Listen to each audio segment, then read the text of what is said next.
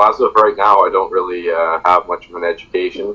They've offered me some online stuff, but I was actually the organizer of the student walkouts across Canada during the Freedom Convoy against the online learning and against the mask mandates and all that. So I'm certainly not going to accept this form of inferior education. So I demand to be in person in class because all I've done is exercise my freedom of expression.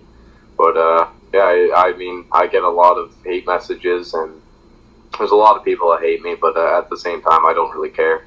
I did what I believe is right and what's right before God, so at the end of the day, I'm happy with that. This is in a Catholic school. They're allowed to say that there's 100 genders, okay? Nothing happens to them, even though that's a lie. But if he says there's 2 genders, which that's what it says in the Bible, his Bible, in this Catholic school, he gets suspended. Now this arrest thing, maybe they're arresting him because he went to school even though he was suspended. You know what I mean? I don't think he was arrested for misgendering people, okay? But he's been suspended. You know what I mean? He's been suspended. Yeah, you're a strong young man, Josh. We're almost out of time, but quickly, I'm curious. I know you retained a lawyer. What's next? We're taking them to the Human Rights Tribunal, and actually, if anybody wants to help out, they can go sign my petition at libertycoalitioncanada.com. An autistic teenage boy was out in public shopping or something and saw a police community support officer who is trans and who doesn't pass, and said loudly, this teenager, "Is it a boy or a girl?" and was convicted of a hate crime for saying this, and was given a heavy fine, and I think was placed under house arrest for a period. This is an autistic teenager who just expressed sincere confusion when encountering someone who is confusing because they don't look like this is the nature of the phenomenon, right? And the state persecuted that person, and there are lots of other instances of this. For me, this is the one that just really jumps out. And used the nature of what policing is it's using the threat of state violence in order to enforce conformity with the law. And the law was, hopefully no longer is, this kind of remains to be seen, but the law was that you had to deny the truth of your own eyes at risk of state persecution. I just think this is madness, and I think that the people who signed up for this and supported it because they thought they were being nice, just didn't think. I think there's just a moment of blind stupidity among our elites, which really ought to make us question the fallibility of our elites. I heard someone quip once that just because I say no doesn't mean I don't love you. Indeed, it may be precisely because I do love you. There are times when I think we do people a great disservice by not telling them the truth. I was astonished to learn, I knew, for example, that one of the great problems for young girls who are thinking of transitioning is that they're really told or really fully understand that it almost certainly means that they'll never have children. Mm-hmm. And the other thing that amazed me, I recently learned, they're never told that they're very unlikely to be able to have satisfactory sexual lives as well. And so that incredible intimacy that's so powerful and so binding for so many people in relationships when it's used wisely. Can you imagine that? Going through your entire life, because these affirming carers, 12 years old, can you imagine, so you haven't had sex yet, can you imagine going through your entire life never having sex and you're never allowed to have a child? Never. And this decision is made by a 12-year-old about his own life or her life. is something that's going to be denied to many people who take on at a young age the processes of transgenderism or of transiting. It's a medical scandal on a par with the lobotomy scandal, I think, in terms of the harm it has caused, the lies that were told, the suppression of medical investigation, medical evidence, the persecution of dissidents.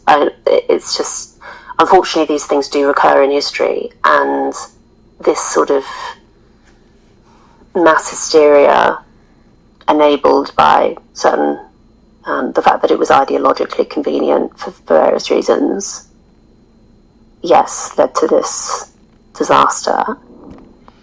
Yeah, last time they was, the lobotomies, they wanted to clean up the nut jobs on the street, the homeless people, put them in insane asylums, you know what I mean?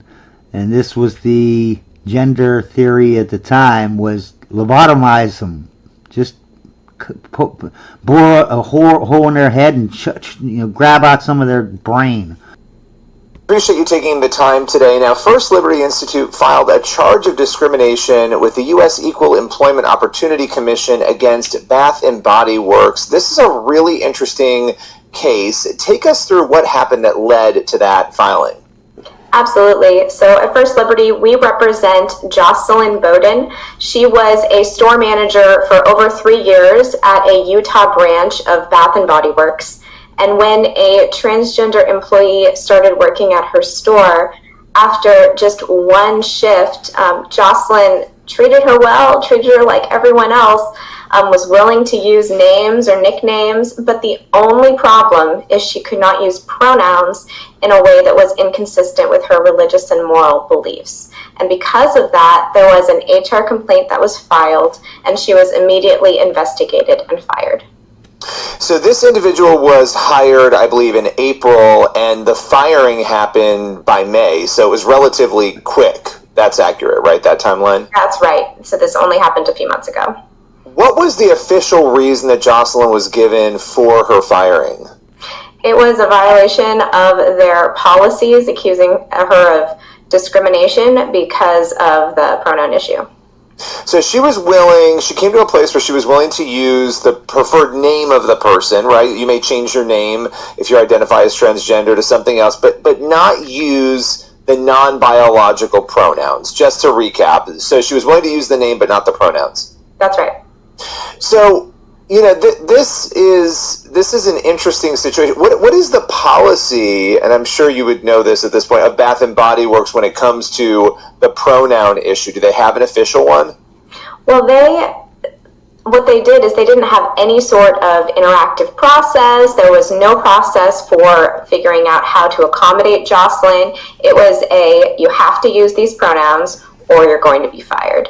And when it was clear that she could not use these because of her religious and moral beliefs, they just terminated her. So that was their policy, and we strongly believe that this violates both state and federal law, and that's why we filed our EEOC charge. So what should the store have done from your perspective in this case in handling it? Because these situations are happening all of the time. This is just one example of them. And even if Bath and Body Works does have a policy that is very stringent, it still opens up the question of, well, if you have a religious perspective, should you get an exemption, right? So what should have happened from your perspective in this case? Obviously what should happen is she would have just let them call her by the name. What's the big deal? If you're not being called by a pronoun you don't like, so you would be called by your name if you were referred to in a third party. So what is the big deal? It's like, so it's not that about it, so it has nothing to be about offended, because you wouldn't be offended if you change your name to Sarah, she's going to call you Sarah, she says. So how is that offending? How is that being offensive? Right. Bath and Body Works should have found a way to respect all of its employees and to figure out a way to live up to its ideals. And keep in mind, they have pronouns now that can be anything. You can have cheese. I see videos up where they're saying you can have a pronoun that's just a sound. Or there's one idiot out there that has videos saying you could have pronouns that are unspeakable. You can't say it with a human language or, sounds. It's out of our range of, it's like, come on, man. It could be pizza. You can be, my pronoun is pizza and, whatever. It's like star, unicorn, whatever. You can make your pronoun anything. Of inclusivity and tolerance. So a simple solution would have simply been to wait, let's go back here. What is she saying now? figure out a way to live up to its ideals of inclusivity and tolerance. See, their ideals. It's always about inclusivity, but inclusivity means we include people that believe in gender theory, and everyone else we exclude. So how is that being inclusive when they never include everybody? Never ever do they include everybody. Usually they come in, they try to take over, bully, just like they did with the Christian church, right? And they tell them that no, you have to include our value system and exclude your value system. Well, we're going to be telling what's right and wrong. Yeah. So a simple solution would have simply been to allow Jocelyn to use names instead of pronouns. So what do you want to see happen next? You filed this with the EEOC. What are you hoping is the next development in this case? So we are hopeful that the EEOC will actually take this case up and decide that this is an important case for them to litigate against Bath and Body Works. But barring that, we're hopeful that we will pursue this case and receive a just outcome for Jocelyn and because we know there are so many other employees that are facing similar circumstances, and we need more clarity in the law here. Faith and freedom on trial in the UK. A primary school in London compelled a 4-year-old Christian boy to participate in an LGBTQ pride event. When the parents sued the school, claiming their religious and parental rights had been violated, a central London court ruled against them. Now they're appealing that decision. Here to explain what happened is Izzy Montague, the mother of the 4-year-old boy. Izzy, so Heavers Farm Primary School had this gay pride parade event. What did school officials tell you when you objected to your son's mandatory participation? They said that he would have to attain, that this was a celebration of, quite a few things, but they equated LGBT to be about equality, diversity, and that it's an assembly and every child must attain. I mean, that's a legal thing? Is it the law that says they must attend, or how did you respond to it? I mean, absolutely not. I mean, my fear was that this was going against the law, that the school should have known that no child should have to march around the school for sexuality in particular, but against their beliefs as Christians. But I had never heard of, any child being forced to do something against their beliefs. And in particular in this school, they seem to have opt-outs for many things, for religious purposes. Children didn't have to participate in Easter parades, nativity plays, because on religious grounds. So I presume that this would have been the same thing for this. I did express that we're Christian, we wouldn't be able to take part in this, but they were very adamant, and even went to the extent to be calling, parents homophobic, bigots, and it was really hostile. Yeah, you're evil if you don't believe in gender theory. If you don't let the kids transition at 12, 10 years old, hey, if you don't let them sterilize the kids, make them so that they can never have sex ever because their private parts don't work. Yeah, if you don't believe in that, you're just an evil person. You're a Hitler. You're a Hitler. That's what you are. Hostile. It was such a hostile. I've never been in such an environment like that before. It became really tense and uncomfortable. And you couldn't opt out from this? They wouldn't allow parents to opt out? You had to go, or your son had to attend?